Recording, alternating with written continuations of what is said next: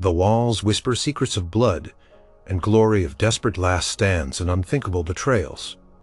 They stood as stone titans, the very heartbeats of an empire that stretched across continents, guarding a dynasty that shaped Europe for centuries. These were not just piles of rock and mortar, they were living, breathing monuments to human courage and folly, places where history's most brutal dramas played out. Beneath their looming shadows, countless lives were lived, loved, and lost. Prepare to step inside the iron grip of the past, to hear the echoes of cannon fire and the cries of those who defended or attacked these strategic bastions. Number 6. Petrovaradin Fortress. The morning mist often clung to the Danube, swirling like ghosts around the massive stone walls of Petrovaradin Fortress. It was not just a fortress, it was a city within a city. A labyrinth of underground tunnels stretching for miles, a place where the very earth was carved into a formidable weapon. For the Habsburg Empire, this was the Gibraltar on the Danube, a bulwark against the relentless tide of the Ottoman Turks pushing north. Its strategic importance could hardly be overstated. This was the key to controlling the Hungarian plain, the gateway to Vienna itself. Building it was a monumental task, a project that spanned decades and consumed fortunes, employing thousands of engineers, masons, and laborers. The first substantial earthworks began in the late 17th century, after the Ottomans were pushed back from their last major siege of Vienna. But the most significant phase of construction, the one that truly made Petrovaradin the masterpiece it became, started in the early 18th century, drawing upon the latest military engineering principles from across Europe. Life within the fortress walls was a testament to the sheer scale of its operations. Soldiers, engineers, and their families made up a diverse community. They came from across the Habsburg lands: Germans, Hungarians, Serbs, Croats, Czechs, each speaking their own tongue, bound together by the shared duty of defense. The air hummed with the constant activity of a military machine. Sentries stood watch day and night from the towering bastions, their eyes scanning the vast plains for any sign of movement. Cannons, their bronze skins gleaming, were meticulously maintained, ready to spit fire and iron at a moment's notice. The sound of hammers clanging on anvils from the blacksmith shops, the distant shouts of officers drilling their troops, the creak of supply wagons bringing food and munitions, these were the daily sounds of Petrovaradin. The underground tunnels, a marvel of defensive engineering, were a world unto themselves. These subterranean passages, some wide enough for supply carts, others narrow and twisting, were designed not just for troop movement but also for counter-mining operations. Imagine the tension below ground. Ottoman sappers, experts in tunneling, would dig towards the fortress foundations, aiming to plant explosives and blow sections of the walls. Habsburg engineers, in turn, would listen for the faint sounds of enemy picks and shovels, then dig their own tunnels to intercept them. These subterranean encounters were brutal, claustrophobic battles fought with swords and pistols in absolute darkness, the air thick with dust and the smell of sweat and fear. Stories circulated among the soldiers about men who lost their way in the maze, or who were trapped when sections collapsed. These were not just tales, they were the grim realities of fortress warfare. One of the most pivotal moments in Petrovaradin's history arrived on a hot summer's day in 1716. Prince Eugene of Savoy, the brilliant Habsburg commander, chose Petrovaradin as the staging ground for a decisive confrontation with the Ottoman Grand Vizier. Damat Ali Pasha, the Ottoman army, numbering well over 100,000 men, dwarfed the Habsburg forces of around 70,000. It was a gamble. Eugene's plan was audacious. Allow the Ottoman army to partially cross the Danube and encamp, then strike them with surprise and overwhelming force. From the ramparts of Petrovaradin, the soldiers watched as the vast Ottoman camp spread across the plains like an endless sea, their colorful tents and standards stretching to the horizon. The air thrummed with a nervous energy. Every man knew the stakes. The battle itself, fought on August 5, 1716, was a whirlwind of carnage. Under the cover of early morning fog, Eugene launched his attack. The fighting was fierce, especially around the trenches and earthworks that the Ottomans had begun to construct. The soldiers of Petrovaradin played a crucial role, not just as defenders, but as an active sally force striking at the flanks of the Ottoman army. The ground outside the fortress turned into a bloody canvas. Thousands fell on both sides. But Eugene's tactical genius prevailed. The Ottoman forces were routed, suffering devastating losses, including Grand Vizier Damat Ali Pasha himself, who died on the battlefield. The victory at Petrovaradin was not just a battle won, it was a turning point, firmly establishing Habsburg dominance in the region and pushing the Ottoman threat back from the heart of Europe. The fortress, battered but unbowed, stood as a silent witness to this monumental triumph, its walls echoing with the distant cheers of the victorious troops and the mournful cries of the defeated. For generations, the soldiers stationed at Petrovaradin would tell stories of that day, of the courage and the terror of the turning tide of history, witnessed from their formidable stronghold. Number 5. Prague Castle.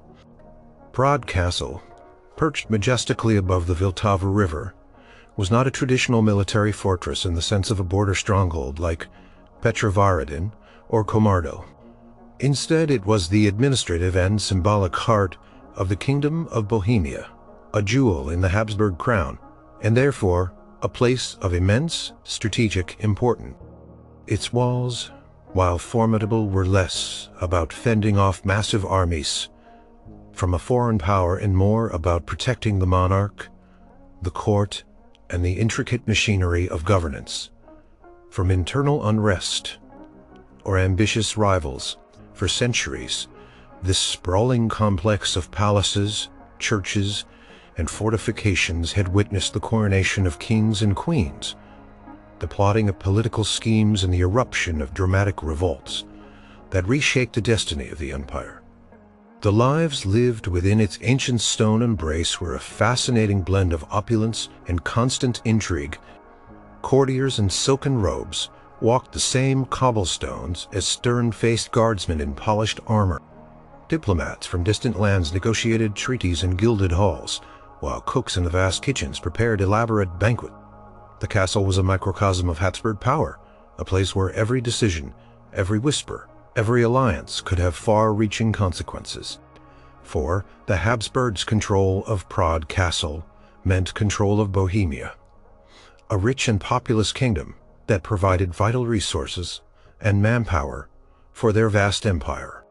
Losing it even temporarily was a blow to their prestige and a threat to their territorial integrity.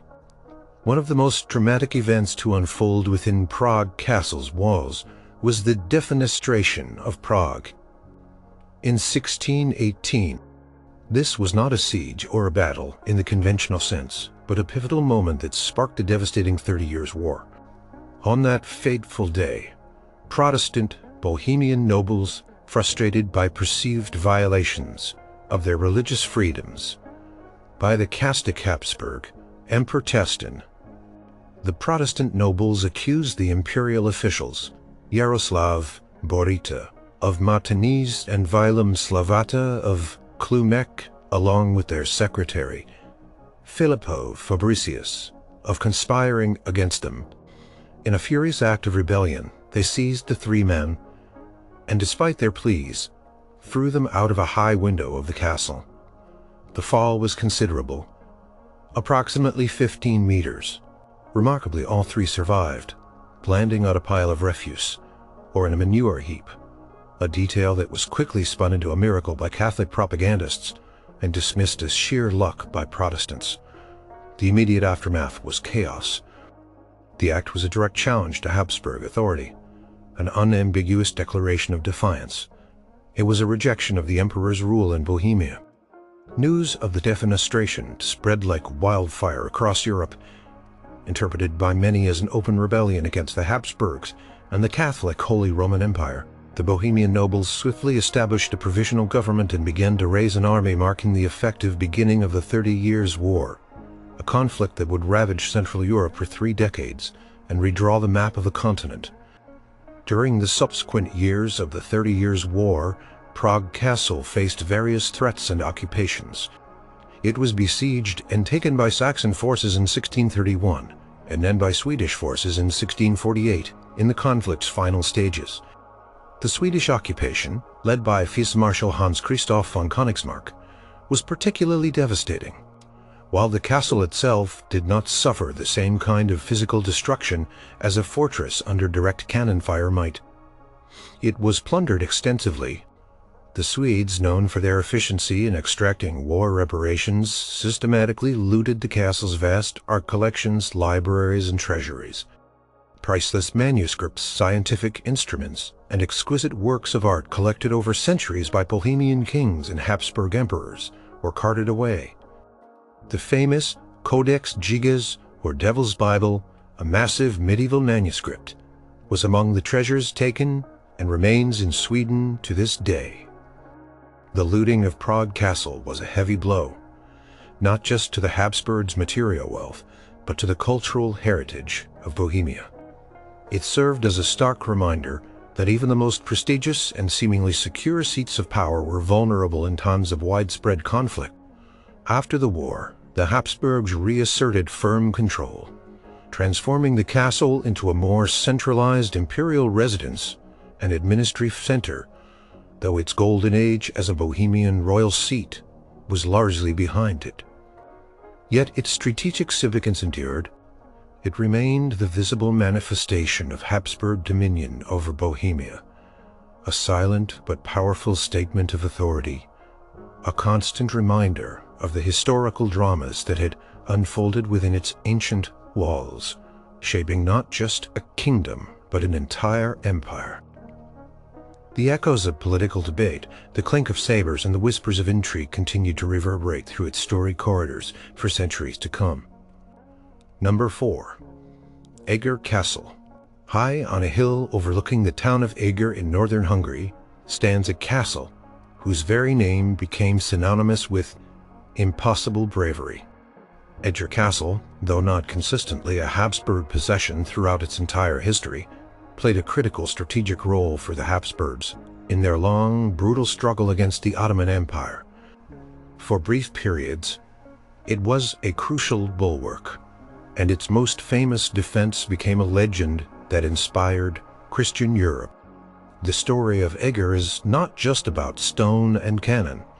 It is about the indomitable human spirit, a testament to what a small band of defenders could achieve against overwhelming odds. In the mid-16th century, the Ottoman Empire was at its zenith, pushing relentlessly into Europe.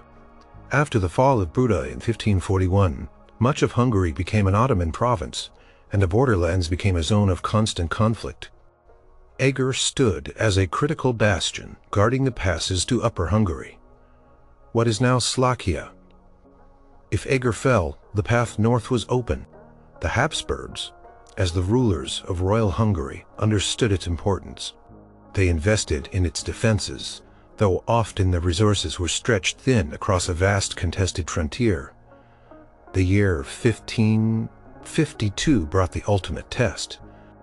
After conquering Temesvar and Szolnok, the Ottoman army, under the command of two viziers, Ahmed Pasha and Ali Pasha, turned its gaze on Eger.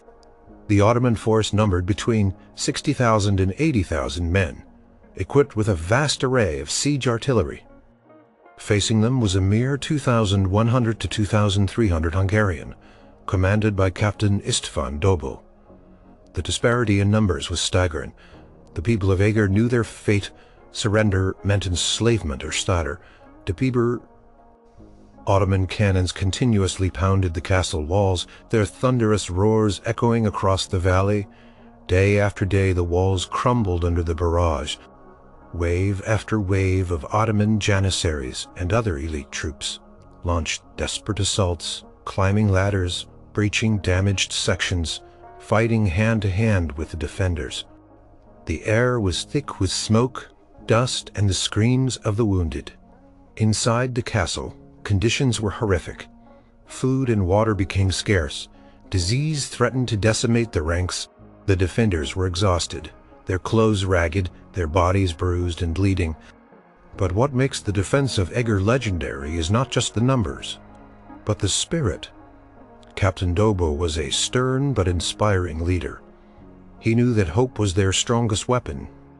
He famously refused to surrender, even when his own officers suggested it, reportedly telling them he would rather die than give up the fortress. The civilian population, including women and children, played a crucial role. They carried water, nursed the wounded, and even participated in the defense, pouring hot tar and rocks down on the attackers. One story, perhaps, embellished over time, but reflecting the spirit of the defense, tells of women carrying hot soup and wine to the tired soldiers on the ramparts, boosting their morale. Another speaks of the defenders pouring boiling water or even molten lead down on the attackers. The fighting was continuous. The Ottomans launched multiple large-scale attacks, each met with fierce resistance. They dug tunnels to undermine the walls, but the defenders, knowing this tactic well, dug counter-tunnels, leading to desperate underground battles in the dark, suffocating confines. As the days turned into weeks, the Ottomans grew increasingly frustrated. Their morale began to wane. They were accustomed to quick victories, and Eger was proving to be a stubborn, unyielding obstacle. The autumn weather turned cold and wet, further hampering their efforts and spreading illness to their vast camp.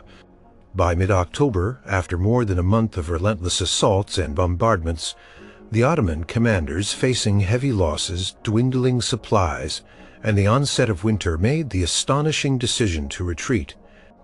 On October 17th, 1552, the Ottoman army began to withdraw, leaving behind a scene of devastation. But failing to take the castle, the defenders, emaciated and scarred, had achieved the impossible. Prague Castle stood. Its walls were shattered, its defenders few, but its spirit unbroken. The victory at Eger was a massive psychological blow to the Ottomans and a huge morale boost for Christian Europe, particularly for the Habsburgs and their allies. It demonstrated that the Ottoman advance was not invincible, that with courage and determination their might could be resisted. Eger became a symbol of Hungarian resistance, a beacon of hope against a seemingly unstoppable empire. Though Eger would eventually fall to the Ottomans in 1596 after another protracted siege, and a more modern Ottoman siege train, its 1552 defense remained etched in memory. A powerful legend of defiance.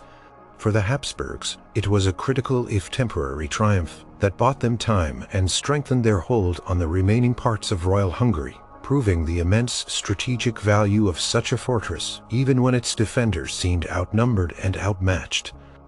The echoes of that desperate struggle of Captain Dobo's iron will and his soldiers' unwavering courage still resonate through the crumbling stones of Prague Castle today. Number 3. Komarno Fortress.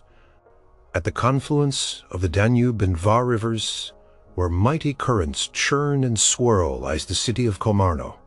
And dominating this strategic waterway, a truly colossal star-shaped fortress rises from the flat landscape. Komarno Fortress, known as Komárom in Hungarian, was not just large. It was one of the largest and most complex military fortifications ever built by the Habsburgs. Its existence was a direct response to the Ottoman threat, a concrete manifestation of Habsburg determination to secure their heartlands and control vital river trade routes. It was designed to be impregnable, a true bulwark of the monarchy, and for centuries it held that formidable reputation. The story of Komarno's construction is one of relentless engineering ambition. The original medieval castle at Komarno had proven inadequate against Ottoman artillery in the 16th century. So, beginning in the late 16th century and continuing with major expansions through the 17th and 18th centuries, the Habsburgs poured immense resources into building a completely new state-of-the-art fortress. They adopted the most advanced Italian and Dutch bastion systems, creating a complex web of walls, bastions, ravelins, moats, and curtain walls. The scale was breathtaking. The fortress eventually consisted of two main parts: the old fortress built in the Italian Renaissance style, and the new fortress, a massive pentagonal structure, added later. Beyond these, a sprawling network of external fortifications known as the Palatine Line was constructed in the 19th century, making it an almost self-contained city of stone. Life within the walls of Komárno was dictated by its military purpose. Thousands of soldiers from infantry to artillerymen were stationed here. The air was filled with the sounds of military drills, the clatter of weapons, and the constant shouts of command. Barracks, storerooms, arsenals, and bakeries were all built to sustain a large garrison even during long sieges. The fortress also housed workshops for armorers, blacksmiths, and carpenters, making it largely self-sufficient. Soldiers, often far from home, lived a harsh but disciplined existence, their days marked by routine, their nights by the ever-present watch. Families of officers and some skilled workers also resided within the fortress walls, creating a small, insulated community. The strategic importance of Komárno was profound. It controlled the convergence of two major rivers, meaning anyone wanting to move up or down the Danube into Habsburg territory would have to contend with its formidable guns. It was a choke point, a logistical nightmare for any invading army. Its location also made it a key staging ground for Habsburg armies, campaigning against the Ottomans in Hungary. For centuries it served as a major supply depot and communication hub. Komárno's unique strength was its design, which made it incredibly difficult to besiege successfully. Its multiple layers of defense meant that even if an attacker breached one wall, they would immediately face another equally strong barrier. The bastions, designed to allow flanking fire, meant that any attacking force trying to storm a wall would be subjected to devastating crossfire. The wide moats, often filled with water from the rivers, presented a formidable obstacle. Despite its immense strategic value and its formidable defenses, Komárno Fortress never actually fell to a direct enemy assault during its active military history. This fact alone speaks volumes about its effectiveness. It was bombarded, blockaded, and threatened many times, particularly during the Ottoman Wars, but its sheer strength and reputation usually deterred full-scale prolonged sieges. The Ottomans knew the cost of attempting to take such a well-designed and heavily garrisoned stronghold. Its very presence was a deterrent, a silent threat to anyone contemplating an invasion along the Danube. One of the most dramatic periods for Komárno came during the Hungarian Revolution of 1848–49. At this time, the fortress was held by Hungarian revolutionaries. The Habsburg imperial forces, eager to crush the rebellion, laid siege to Komárno. This was a long, protracted affair stretching for months. The fortress, under the command of General György Klapka, became a symbol of Hungarian resistance.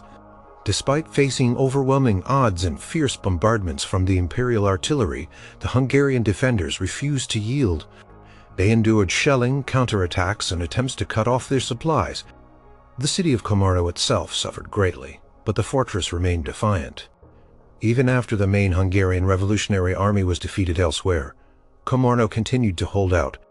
Klapka and his garrison, isolated but resolute, became a thorn in the side of the victorious Habsburgs and their Russian allies. Eventually, facing an impossible situation, and after weeks of negotiations, Klapka agreed to surrender the fortress, but only on remarkably favorable terms for his men. The terms included a general amnesty for the defenders, the right for many to go into exile, and even the right for Klapka to take some of the fortress's flags and banners.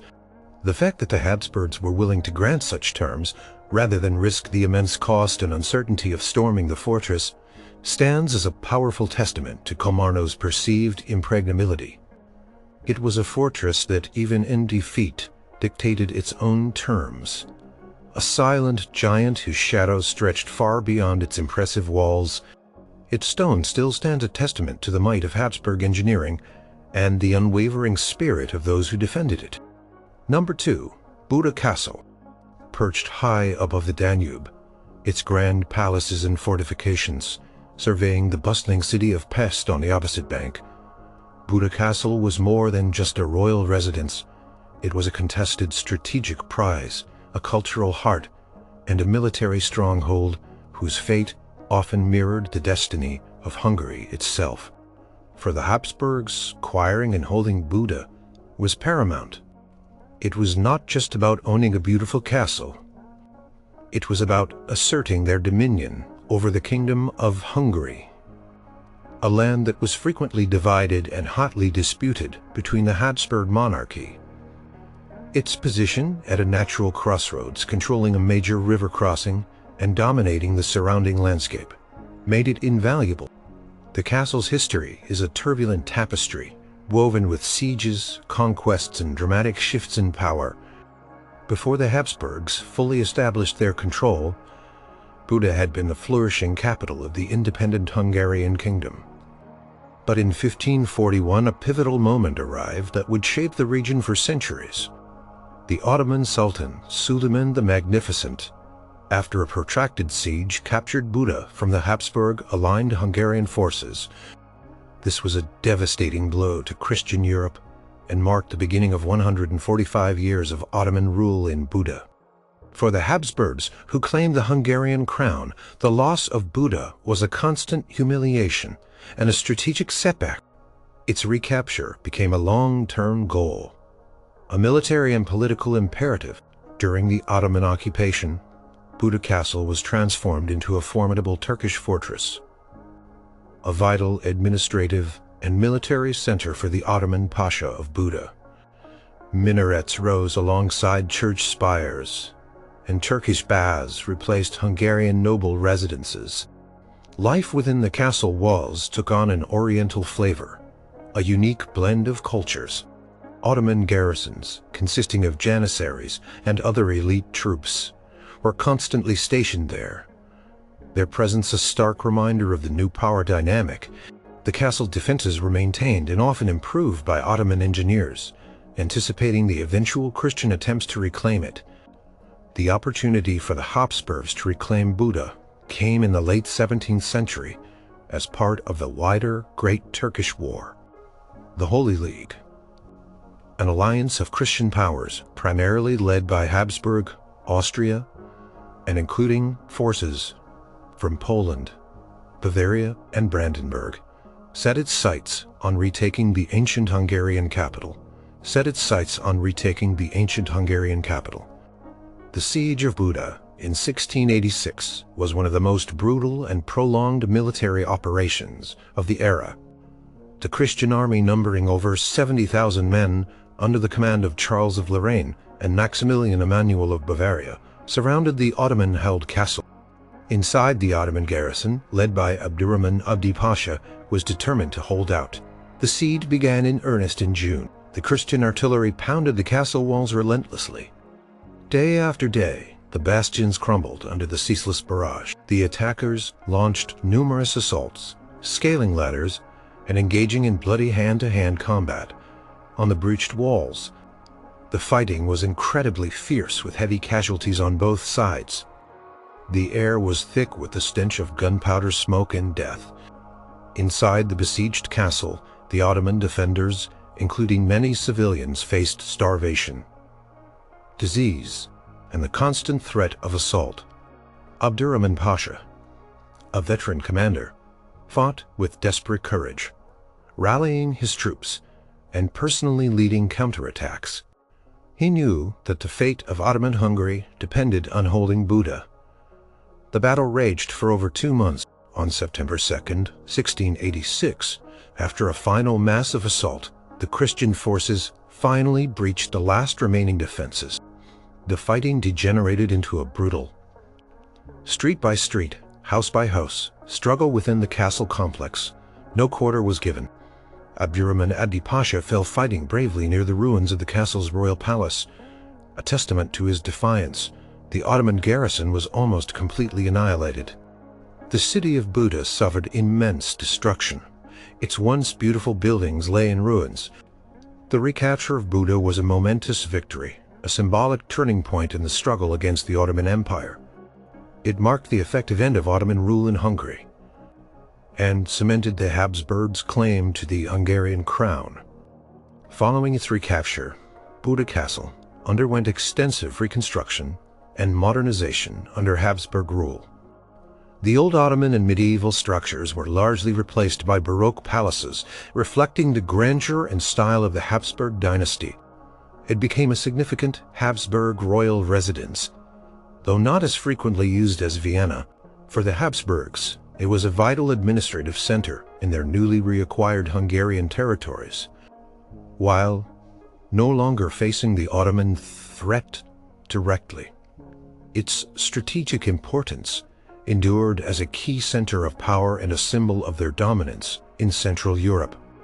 The castle, resurrected from its ashes, stood as a constant reminder of the long and bloody struggle for Hungary, a living monument to centuries of conflict and the ultimate assertion of Habsburg might. Its elegant Baroque facades still hide the scars of countless battles, whispering tales of sultans and emperors, sieges and triumphs that shaped the very identity of a nation. Number 1. Vienna's defenses. Vienna, the sprawling capital of the Habsburg monarchy, was not a single fortress, but a city transformed into one. Its strategic importance was absolute. It was the heart of the empire, the seat of the emperor, and the cultural and administrative nerve center of a vast domain. If Vienna fell, the entire Habsburg edifice would likely crumble. Its defenses, therefore, were paramount, evolving over centuries from medieval walls to sophisticated bastioned fortifications. For the Habsburgs, securing Vienna meant securing their dynasty, their empire, and their very existence. The city's history is inextricably linked with two epic sieges that tested its limits and forever etched its name into the annals of military history. The first great test came in 1529, when the Ottoman Sultan Suleiman, the Magnificent, fresh from his triumph at the Battle of Mohacs, arrived at Vienna's gates with a massive army, estimated at over 100,000 men. The city's defenses were far from complete, primarily consisting of old medieval walls. The Habsburg Emperor Ferdinand I was caught off guard. General Nicholas, Count of Somme, a veteran soldier, was given command of the meager garrison, numbering around 20,000, including local militias and German mercenaries. The people of Vienna understood the stakes. Surrender meant subjugation. The siege was intense. Ottoman artillery hammered the walls, but the defenders, despite being outnumbered, fought with desperate courage. They conducted numerous sallies, disrupting Ottoman siege works and inflicting casualties. Engineers within the city worked tirelessly, repairing breaches and constructing new earthworks behind the damaged walls. The weather turned against the Ottomans. Unseasonably cold and wet conditions made their supply lines difficult and spread disease through their camp. Suleiman, facing logistical challenges and knowing that winter was approaching, made the unprecedented decision to lift the siege. After just over 2 weeks, they miraculously held. Its survival was a profound psychological victory for the Habsburgs and for Christian Europe, demonstrating that the seemingly unstoppable Ottoman advance could be halted. For the next century and a half, Vienna's defenses were continuously improved and expanded, reflecting the latest advancements in military engineering. A star-shaped system of bastions, moats, and ravelins was constructed, turning the inner city into a truly formidable stronghold. These walls were not just passive barriers. They were active instruments of defense, designed to create killing zones and allow flanking fire from cannons. The city also implemented strict regulations on building outside the walls to maintain clear lines of fire. The ultimate trial arrived in 1683. The Ottoman Grand Vizier Kara Mustafa Pasha led an even larger army, possibly 150,000 to 200,000 men, directly to Vienna. This was intended to be the final blow to the Habsburgs, the definitive conquest of Central Europe. Inside Vienna, the garrison, under the indomitable command of Count Ernst Rudiger von Starhemberg, numbered around 15,000 to 20,000 regular troops, augmented by thousands of armed citizens and students. The citizens, including women and children, played a crucial role. helping with repairs, carrying supplies, and even extinguishing fires caused by Ottoman cannonballs. The siege lasted for 2 grueling months. From July to September, the Ottomans focused their efforts on a narrow sector of the walls, particularly around the Lowell Bastion and the Berg Bastion near the Hofburg. Imperial Palace, day and night, the city endured a relentless bombardment. The sound of cannon fire became the constant rhythm of life. Ottoman sappers, experts in tunneling, dug mines under the walls, attempting to blow sections open. The defenders countered by digging their own tunnels, leading to terrifying underground battles where men fought in suffocating darkness. The toll on the defenders was immense. Supplies dwindled, disease spread through the cramped city, and exhaustion was constant. Starhemberg, though wounded, continued to lead with grim determination, personally visiting the battlements to inspire his men. From the towers of St. Stephen's Cathedral, watchmen desperately scanned the horizon for signs of relief. The fate of the city hung by a thread just when it seemed Vienna could hold out no longer. A massive relief army, primarily Polish hussars under King Jan III Sobieski, joined by German and Habsburg forces under Charles of Lorraine, arrived on the Kahlenberg Heights, overlooking the city. On September 12, 1683, this combined force launched a powerful, coordinated attack down the slopes of Kahlenberg, striking the Ottoman besiegers from behind. The ensuing Battle of Vienna was a decisive victory for the Holy League. The winged Polish hussars, in a thunderous charge, broke the Ottoman lines. Kar Mustafa Pasha's army was routed, his camp plundered, and the siege was lifted. The relief of Vienna was not just a military triumph. It was a profound historical moment. It marked a definitive turning point in the centuries-long struggle between the Habsburgs and the Ottomans. From this point forward, the Ottoman Empire would largely be on the defensive. In Europe, Vienna, the battered heart of the Habsburg realm, had survived. Its walls, though scarred, had held thanks to the immense courage of its defenders and the timely arrival of their allies. The scars of 1683 are still visible in the city today, not just in the remaining sections of the old walls or the bastions that were later laid to create the Ringstrasse, but in the very identity of Vienna. A city that once stood as the last bastion of Christendom, a place where the fate of an empire, and a Kostgen of Christendom, a place where the fate of an empire